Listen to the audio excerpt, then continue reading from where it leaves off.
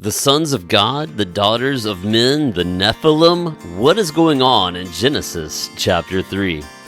Well, hello and welcome to the Rooted Together podcast, a podcast which aims to root you in Christ and through His Word together. I'm your host, Charles, and today we are in Genesis chapter 3, chapter 6 rather, which is sort of one of those chapters that a lot of people talk about for a lot of different reasons, like who are the Nephilim? Who are the sons of God and the daughters of men? And, well, the really short answer for you is we don't know.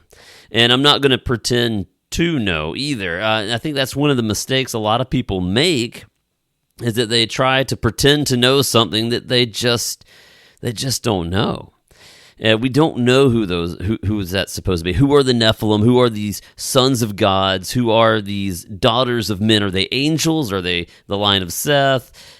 We really don't know. But apparently they're mighty men. So when you get to verse 4, you have the Nephilim were on the earth, both in these days and afterwards, which is an interesting note.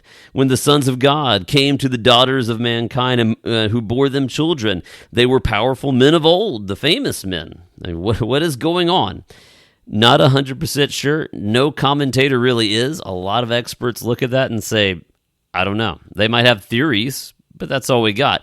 But my question for you as an avid Bible reader who is reading this to know the Father and to spend time with the Father, and for ancient Israel who was on the edge of the promised land, and Moses is giving this to them, and it wasn't chapter 6, but he's telling this unfolding story to his people. Was Moses trying to tell them about angels and men and mighty men and giants? I don't know, and I don't think that's Moses' intention. No, they might have understood that more than we do today, but I think as we read it today, just as when they heard it then, that wasn't the main point. So many times we get hung up on these oddities, like, what is this? And that the problem with getting hung up on those oddities is that by doing so, we miss the greater point. We miss the true meaning of the text. And so my encouragement is, yes, it's odd. It's okay to research and look into these things, but don't get so tied up in them that you miss time with the Father, that you miss the message of the text. And we'll look at that in just a minute. But one other oddity is verse 6, which says, the Lord regretted that he had made man on earth, and he was deeply grieved. Well, one, why was he grieved? Because they were doing evil all the time. They were hurting and killing each other. This was not God's design for creation. This is the result of sin. This is the result of the knowledge of good and evil.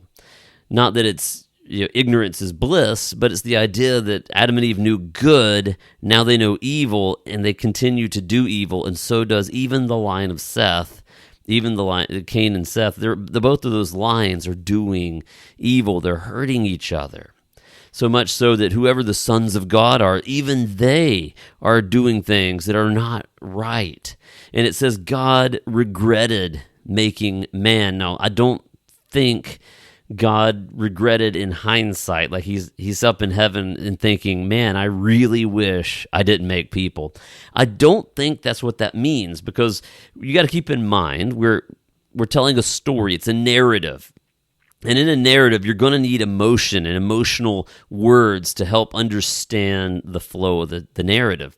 And so God has given human emotion in the narrative so that we can understand the flow of what's going on. That there's grieving going on. God does not desire to see evil, and he does not desire to see his creation hurting each other. God does not take joy in suffering, nor does he stand idly by. He will do something, as we will see in this chapter and the coming chapters.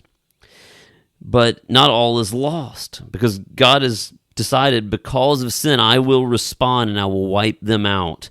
But, verse 8, Noah, remember him from the last chapter, however, found favor with the Lord. And that word favor is an Old Testament word that often means grace, that he found grace in God's eyes. Perhaps he was listening to God, and God uses Noah because of that. Noah's not perfect, but he finds favor. He finds grace in the eyes of God. And it says this in verse 9, these are the family records of Noah. Noah was a righteous man. So out of all the evil that was going on, at least Noah was listening to God. He was blameless among his contemporaries. It doesn't mean he was perfect, but compared to everybody around him, he was righteous. He was good. And more importantly, here's that phrase, Noah walked with God. Find favor in God's eyes by walking with him. That's what Moses is telling Israel, that we are to find favor in God's eyes as we walk with him. Be righteous in a world of evil. Because, by the way, spoilers, after the flood that we're about to read about, evil continued. It continued through Noah's line. It continued through his son's line. And Israel saw that. They were living that. They experienced that. They were seeing it all around them. They will see it in the promised land. And Moses is telling them, by the way, evil will be there. There will be people doing evil all the time. Walk with God, and he will find favor, and he will redeem you. Just as Noah was saved through the ark, you will be saved through walking with God. And that is something that has remained true even today. And Noah basically gets the command that, hey, Noah, this is what you need to do. Build this boat. Get the animals. I'll send them to you because I'm going to wipe out. I'm going to judge sin. And we see that there are times in biblical history where God judges a nation or he judges a people. Here he judges all the people, and he judges them because of their sin. God has like this limit that when it's hit, he judges. That's also Moses' way of telling Israel, as you enter into the land, walk with God, because if you don't, judgment will find you. God will judge sin. We see in Amos, the prophet Amos, we see that they didn't listen. They were hurting each other, evil all the time. Everything they were doing was evil, worshiping other gods, hurting each other. God judged them through Babylon. You see that lived out in Lamentations, and you see that lived out through all the other prophets in the exile, longing for the one who would lift the curse. Now, the question we have from chapter 5 is Noah the one to lift the curse? Well, we know no. But we do know that he will build an ark and that he will redeem people and sustain the line because he found favor in God's eyes and he walks with God and God walks with him.